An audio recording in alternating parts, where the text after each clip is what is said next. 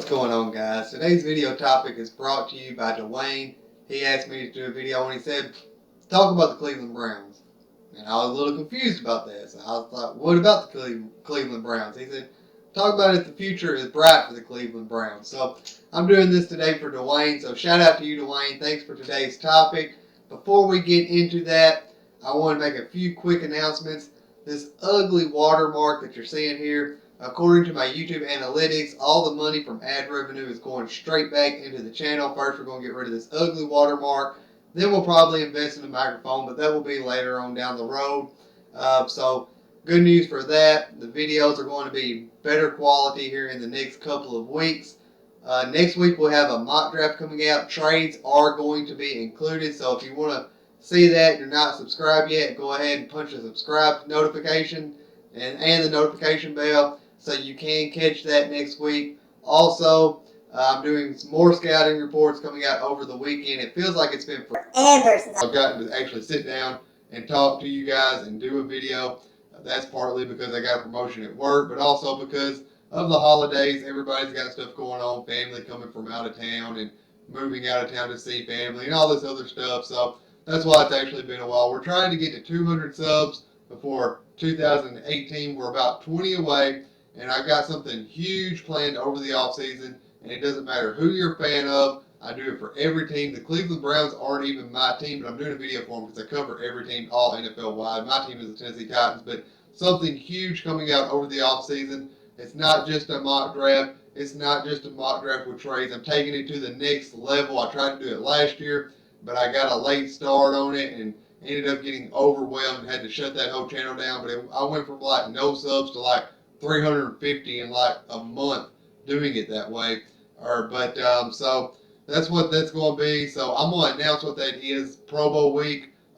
It's not really nothing because of the Pro Bowl. It's because of the Super Bowl. But I've been working on it for the last, I don't know, month and a half, 2 months or so. So that's going to be big. So let's go ahead and jump into this topic for Dwayne. Sorry, I just had to get all that out of the way because it's been a while since I've done a video. So if I didn't agree with Dwayne that the future is bright for the Cleveland Browns, this video will be why the future isn't bright for the Cleveland Browns. But I agree with Dwayne. The future is bright for the Cleveland Browns. Before we get into what the Cleveland Browns are actually doing and doing right, let's talk about the people around them, the teams in their division. First, let's look at the Cincinnati Bengals. It seems they're going nowhere in a hurry. Their coach is going to leave at the end of the year, Marvin Lewis. They're going to part ways on a mutual agreement is what they're calling it. So no telling what they're going to do, but A.J. Green probably isn't going to be there in 5 years. He'll be 34, I believe. Moving on to the Baltimore Ravens. These guys seem to be going nowhere in a hurry, really fast, so they're not improving. So the only thing you can do if you're not improving is disapprove because nothing stands still. So now let's look at the Pittsburgh Steelers. What they're going to have in 5 years. They're going to have T.J. Watt in the prime of his career. That's good, but on the flip side of things, they're not going. Oh, Artie Burns is also going to be in the prime of his career. They're not going to have Ben Roethlisberger. He almost retired this year. He ended to come back. He decided to come back for a year, but he's not going to be there in 5 years. Le'Veon Bell, he's going to be 31 years old. He'll still be in the league. He'll probably still be with the Pittsburgh Steelers, but he's not going to be the same running back he is today. Now, don't get me wrong. He's still going to be a good running back and one of the better ones in the league, but he's going to lose a few steps. His age will be getting to him just a little bit at that point in his career.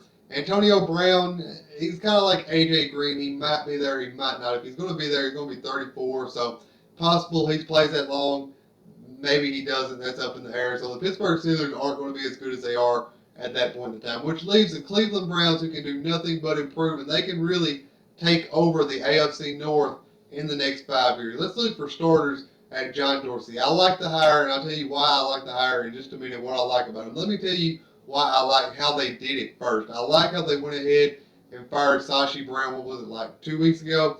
That gives John Dorsey some time to come in, get to know his coaching staff, get to know the system, analyze the roster, see what needs fixing first and foremost, what the most important needs are. Gives him a chance to see what players fit in the system, what kind of players his coaches like, and everything else. So I like how they gave him that extra month, I guess, to really analyze his roster, get familiar with it, get comfortable with it. So I like how they did that. The reason I like John Dorsey is because he's a good general manager. He knows how to find talent in later rounds of the draft, and that's really what separates a good general manager from a bad general manager. So I like how John Dorsey's able to do that. Look at some of the draft picks he's made. He found Kareem Hunt this past year in the third round. He found Travis Kelce, what was it, in the third, fourth? It was either the third, fourth, or fifth round. He found Tyreek Hill in the fifth round, who fell because of off-field stuff.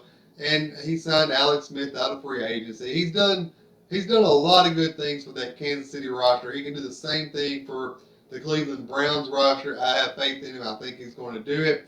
The reason Kansas City let him go is because they say he's not very good at communicating, which it definitely isn't a good thing, but it's not a straw that would break a camel's back.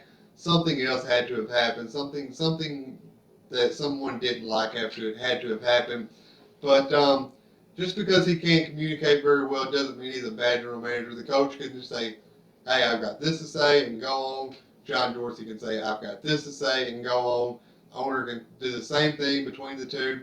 It's not, you want to know what the other person is thinking. You want to know how the other person feels, especially when you're running an organization like a professional football league. But it's not imperative that you talk every single day, I don't believe. As long as you are on the same ground and you're on the same level, so to speak, everything should work out fine. Moving on to Hugh Jackson, I know a lot of Browns fans wants to see this guy go.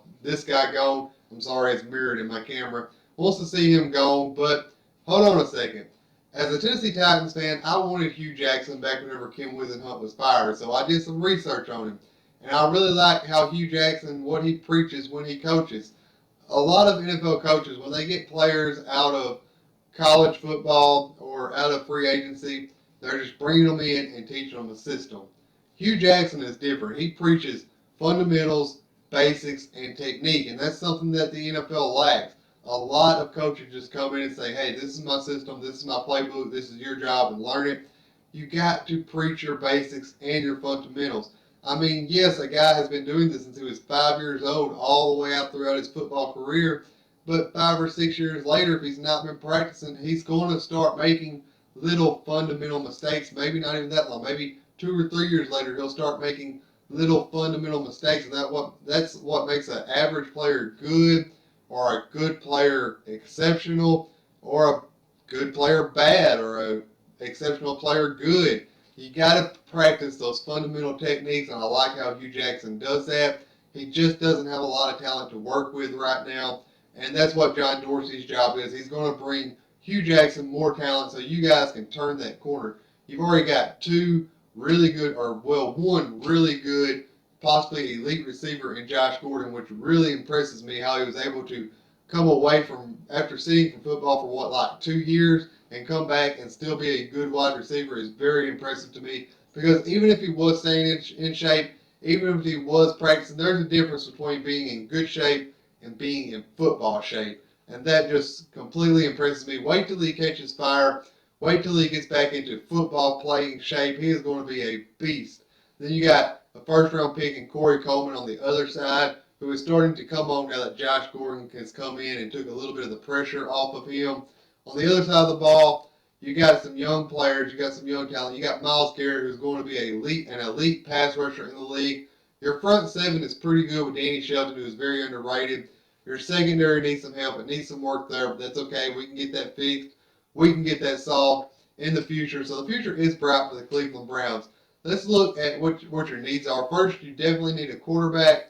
And there's some guys in free agency that you can take. You don't necessarily have to spend that first-round pick on, or that first overall pick on Josh Rosen or Sam Bradford. You could get someone like Kirk Cousins out of free agency from the Washington Redskins. You could get someone like Tyrod Taylor out of free agency from the Buffalo Bills, who's likely to get cut. And if you remember back to the beginning of this season, in the early stages of the season, or maybe it was over the offseason, there were some rumors about the Buffalo Bills going to cut him and that you guys had interest in him. So there's a good chance he will be available after this season that you could go after and get him.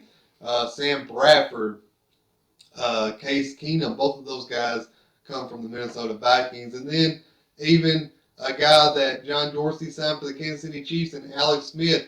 If the Chiefs decide to cut Smith and move forward with Patrick Mahomes, then you guys can pick up Alex Smith, and he can kind of be that stopgap quarterback for you. and build towards the future just to get you a few wins as you build the rest of your team up. And then in the draft, if you go that route, in the draft you can get someone like Saquon Barkley with the #1 overall pick, who's the best overall player in this draft, who's going to come out and be a playmaker right away. And then with that 4th or 5th pick, you're going to have 2 picks in the top 5, which is really going to help your team so much. It's unreal. You get someone like Bradley Chubb, who is the best edge rusher in this draft. You can put Myles Garrett on one side, Bradley Chubb on the other, both of them coming at quarterbacks. That will give you 2 elite pass rushers for at least the next 4 years. And so many teams struggle to find one. You guys can have 2.